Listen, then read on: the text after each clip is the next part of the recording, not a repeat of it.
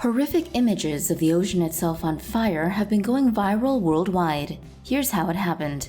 Reuters reports that an underwater gas leak caught fire in the Gulf of Mexico at the Ku Maloob Zaap oil facility of Mexico's state oil company Pemex. The incident started at 5:15 on the morning of Friday, July 2nd, when a gas leak from an underwater pipeline suddenly ignited. This resulted in the water next to a Pemex platform transforming into a raging fire. Bright orange flames jumped out of the ocean, making it look more like molten lava than water. The spectacle was dubbed an eye of fire on social media, due to the blaze's circular shape as it raged a short distance from the oil platform. The gas leak was from an underwater pipeline that connects to the platform. Pemex said no injuries were reported, and production from the facility was not affected. The fire was completely extinguished by 10:30 a.m. after company workers shut the valves of the 12-inch wide pipeline and used nitrogen to control the fire. Ku Maloob Zaap is Pemex's biggest crude oil production facility, accounting for more than 40% of its nearly 1.7 million barrels of daily output. A Pemex incident report said the accident happened after the facility was affected by an electrical storm and heavy rains. Production has been declining at Ku Maloob Zaap as oil fields are maturing and Pemex lacks the resources to invest in new extraction technologies. Pemex has seen output fall every year for 15 years and has the largest debt of any big oil company at almost $114 billion. An oil spill in the seas near Mauritius is so large that it can be seen from space. Here is what we know so far.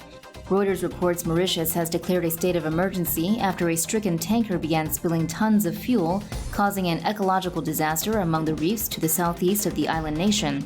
The Panamanian-flagged bulk carrier Wakashio is owned by Japan-based Okio Marine, an affiliate of Nagashiki Shipping. According to the Washington Post, the ship struck the reefs on July 25th and has leaked more than 1,000 tons of oil. India-based news site The Saddle reports that the 300-meter-long Wakashio carried 3,800 tons of bunker fuel, 200 tons of diesel, and 90 tons of lubricants. According to Al Jazeera, Mauritius fears the ship could break up completely and release all its cargo. Al Jazeera reports oil sludge could be seen seeping into the ocean and white sand beaches, which threatens the fish, coral, and marine wildlife that Mauritius depends on for its economy. Once again, 2020 hits the ball right out of the park. Perhaps now is a good time to brush up these woodsy skills you have always fantasized about, supposing, of course, that there will be a wilderness for us to run to at the end of all this. Last month's oil spill in Mauritius could end up ruining one of the last great hotspots of marine biodiversity left on Earth. Now, an investigation suggests it happened because someone on the ship wanted to get within cell phone range of the island for a birthday celebration, among other damning details. Here's what we know so far. The Panama Maritime Authority has officially joined the investigation of the final voyage of the MV Wakashio. The Wakashio ran aground on a coral reef in July and broke apart in mid-August, spilling 1,000 tons of oil. It was the worst environmental disaster in the history of Mauritius. Mauritius is a small and poor island state in the Indian Ocean. It depends on fish, corals, and marine wildlife for food and tourism for its economy. The accident happened at Point Esne, a coral reef that lies near a marine park and is listed under the Ramsar Convention on Wetlands of International Importance. The Wakashio entered the Indian Ocean on July 16th. The Panamanian-flagged, Japanese-owned bulk carrier adjusted course on July 21st. The ship then entered Mauritius's exclusive economic zone on July 23rd. On July 25th, it changed course again and collided with the reef off the coast of Mauritius at 7:15 p.m. The Panama Maritime Authority confirmed revelations first reported by local newspaper L'Express.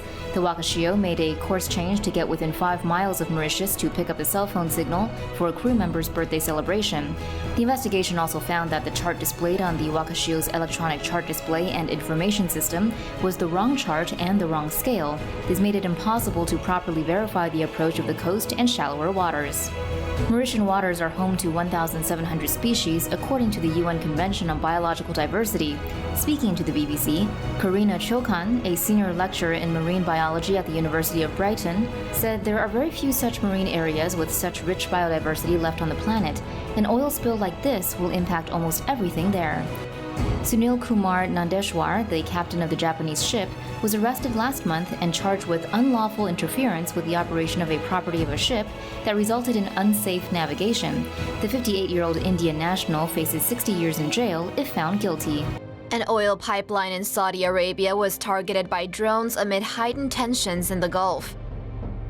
According to Gulf News, Saudi Arabia's energy minister said the explosive-laden drones attacked 2 oil pumping stations for the east-west oil pipeline. The Associated Press reports that the 2 stations are located in Al Duwadmi and Afif, several kilometers west of Riyadh. Government-controlled oil company Saudi Aramco temporarily shut down the pipeline as a precaution and contained a fire that caused minor damage to 1 pumping station. Oil and gas supplies were not affected. According to AP, Saudi Arabia is currently at war with the Houthi rebels in Yemen, who claimed to have launched several drones targeting vital Saudi installations. The Houthis later claimed responsibility for the pipeline attack. Saudi Arabia's 1,200-kilometer east-west pipeline was built in the 1980s and has a total capacity of 4.8 million barrels of oil a day, according to the U.S. Energy Information Administration. It serves as an alternative channel for crude exports should the vital Strait of Hormuz be closed, something Iran has repeatedly threatened to do. The Tuesday attack occurred mere days after 4 oil tankers were damaged off the coast of the UAE port of Fujairah in what the Saudis describe as sabotage. Details of the alleged sabotage to the tankers, 2 of which are Saudi, 1 Norwegian, and 1 Emirati, remain unclear.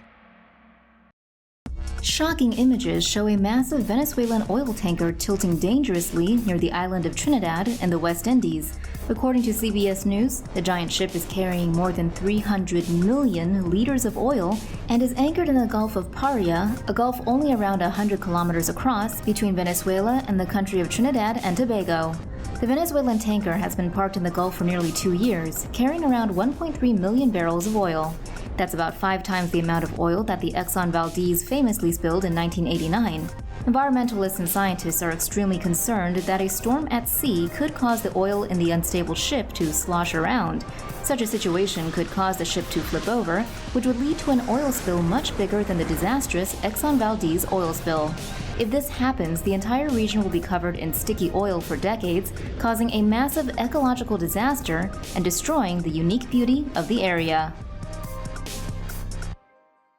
Sri Lanka's beautiful beaches are being swamped by billions of plastic pellets and toxins as the country deals with a massive and growing environmental disaster.